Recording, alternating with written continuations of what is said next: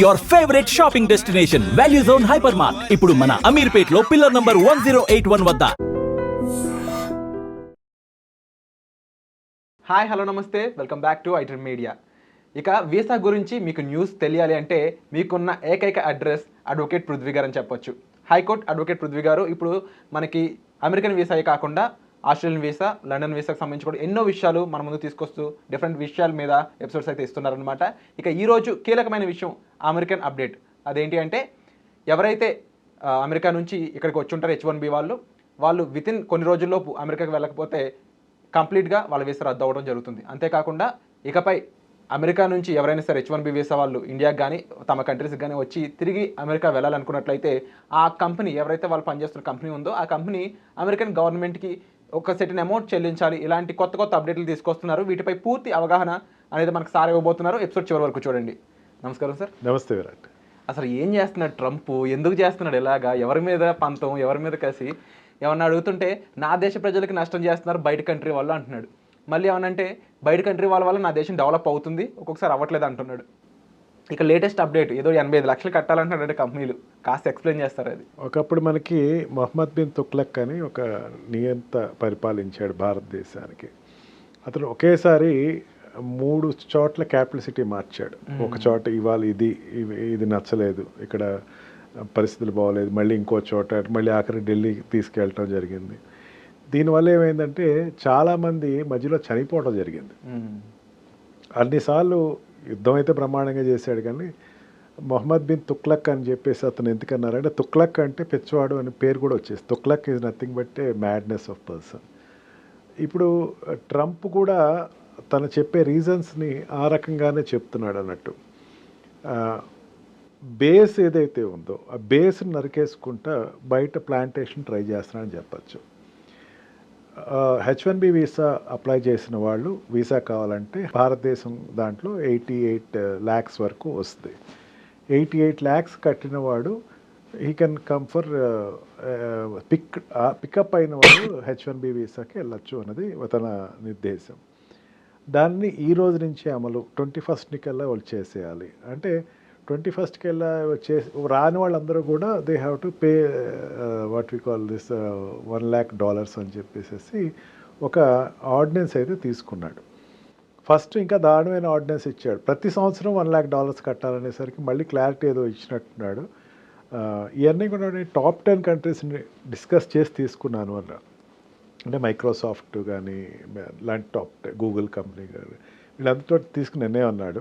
Maybe అది తీసుకున్నాడో లేదు తెలియదు, కానీ అక్కడ ఉండేటువంటి పొలిటీషియన్స్ కూడా తీసుకున్నాడో లేదో చెప్తున్నాడు, అంతేగాని వాళ్ళు ఇచ్చారు లేదు, వాళ్ళు ఏం మాట్లాడలేదు ఎజన్నాం. ఈ రకంగా తీసుకుంటే వల్ల ఏంటంటే నిర్ణయం వల్ల ఏంటంటే ప్రతివాడు H1B కావాలి అంటే దగ్గర దగ్గర ₹1 కోటి ఇన్వెస్ట్ చేసి వెళ్ళాలి అని చెప్పేసి ఒక వాట్ వి కాల్ నిర్దిష్టమైతే ఇచ్చాడు. ఆ కంట్రీకి నిజంగా తనకి అంత పాలసీ తీసుకునే డిసిషన్ ఉందా ప్రెసిడెంట్కి అనేసరికి విత్ రిగార్డింగ్ టు వీసా స్ట్రక్చర్స్కి మాత్రం హీ కెన్ పే ఎంతైనా పెంచి సెక్యూరిటీ మెజర్స్ కింద చెప్పి తన అడిగేటువంటి అధికారం అయితే తనకు ఉంది. క్వాలిటీ వాళ్ళు వస్తారు.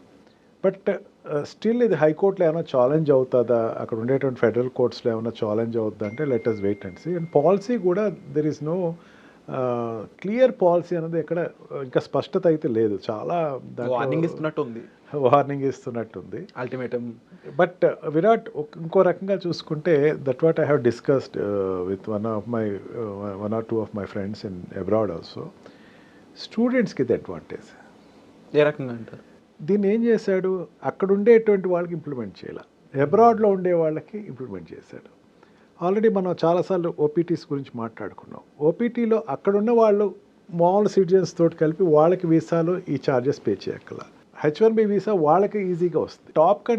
టాప్ కంపెనీస్ కన్విన్స్ చేసింది అక్కడ ఉండేటువంటి స్టూడెంట్స్ ఎనర్జీస్ మీరు క్యాల్కులేట్ చేసాడేమో అనుకుంటున్నారు. అంటే ఇప్పుడు స్టూడెంట్ వీసా మీద వెళ్ళిన వాళ్ళకి అడ్వాంటేజ్ ఫ్యూచర్లో బాగుంటుందని చెప్పచ్చు.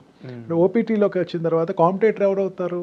అవుట్ సైడ్ నుంచి వచ్చేవాడే కాంపిటేటర్ అవుతాడు, బయట కంట్రీ నుంచి వచ్చేవాడు. ఇప్పుడు ఆ కాంపిటీషన్ తగ్గిపోట్లా. ఇప్పుడు వాళ్ళకి కంపెనీ వాడు ఏం చేస్తాడు, లోపల ఉన్నటువంటి స్టూడెంట్స్ని తీసుకుంటాడు.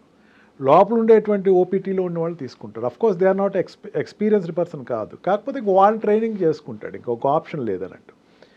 అండ్ ఇంకో రకంగా చెప్పాలంటే ఇది ఖచ్చితంగా అక్కడ ఉండేటువంటి కంపెనీస్ రెవల్యూషన్ అయితే ప్రకటిస్తుంది దీని మీద. ఎందుకంటే నో డౌట్ 17% వాళ్ళు ఇండియన్స్ ఉన్నారు అనేది ఒక లెక్క ఏదో ఉంది, 12% చైనీస్ ఉన్నారు, అండ్ మొత్తం దానికన్నా ఎక్కువ ఇండియన్స్ ఉన్నారు. అండ్ అక్కడ అబ్రాడ్ మీద ఆధారపడి ఎంప్లాయ్మెంట్ ఉన్నవాళ్ళు మోర్ దెన్ 40%, 40 to 50% అండి స్కిల్డ్ పర్సన్స్. స్కిల్డ్ వాళ్ళు అక్కడ లేరు.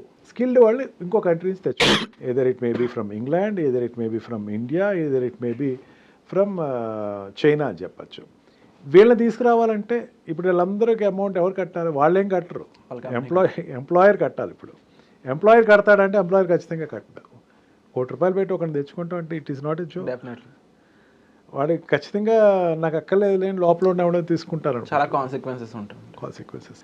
సో ఓవరాల్గా ఫైనల్గా చెప్పాలంటే ఇది ఇంకా కోర్టులో కూడా దీన్ని అప్లై చేయడం ఎలా పాసిబుల్ అవుతుంది ఏంటి అనే చర్చలు జరిగే ఛాన్స్ అయితే ఉంది. ఖచ్చితంగా కోర్టుకి వెళ్ళొచ్చు, దాన్ని స్టే తెచ్చుకోవచ్చు. మనం ఆల్రెడీ ఇంతకుముందు సిటిజన్షిప్ గురించి మాట్లాడుతున్నాం. డెఫినెట్లీ కంపెనీస్ అన్నీ కూడా company are not satisfied with this.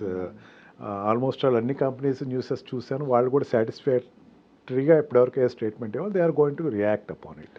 Definitely ఇప్పుడు వరకు అయితే ట్రంప్ పాస్ చేసే ఈ జడ్జిమెంట్స్ కంటే ఇలాంటి లాస్ కానీ విన్నప్పుడు ఇవన్నీ పాసింగ్ క్లౌడ్స్ అని అంటూ ఉన్నారు ఇప్పుడు వరకు. ఎందుకంటే ఆయన వేసే టారిఫ్లు ఎప్పుడు తగ్గించడం పెరుగుతూ ఉంటూ ఉంటాయి కాబట్టి. బట్ ఇది ఏమవుతుంది అనేది అయితే వేచి చూడాలి. అండ్ చూస్తున్న అమెరికన్ ఆడియన్స్ అయి ఉండొచ్చు, ఇండియన్ ఆడియన్స్ అయి ఉండొచ్చు, స్టూడెంట్స్ అయి ఉండొచ్చు. మీ అభిప్రాయం ఏంటనేది కామెంట్ సెక్షన్లో మెన్షన్ చేయండి. మీకు ఏమైనా డౌట్ ఉంటే సార్ని సంప్రదించవచ్చు. వచ్చే ఎపిసోడ్లో మళ్ళీ కలుద్దాం. Thank you so much. And for more videos, Please subscribe to iDream. Please subscribe to iDream. Please subscribe iDream. And please subscribe to iDream. For more videos, subscribe to iDream. please like, share and subscribe to the channel. Congratulations, iDream. Subscribe to iDream. Subscribe to iDream. So subscribe to iDream Media. iDream की iDream team अंदर की huge congratulations. Please subscribe iDream Media. Please subscribe to iDream. Subscribe iDream. Please subscribe to iDream. iDream అంటే నా కళల channel subscribe చేసుకున్న నోరు తిరుగుతలేదు, మీరైతే గంట గుర్తు కొట్టండి. For more such videos, please subscribe to iDream. Subscribe to iDream. Please subscribe to iDream. Please subscribe iDream Media. Please do subscribe to iDream. Please subscribe to iDream Media. For best entertainment and information, please subscribe iDream. And don't forget to subscribe to iDream.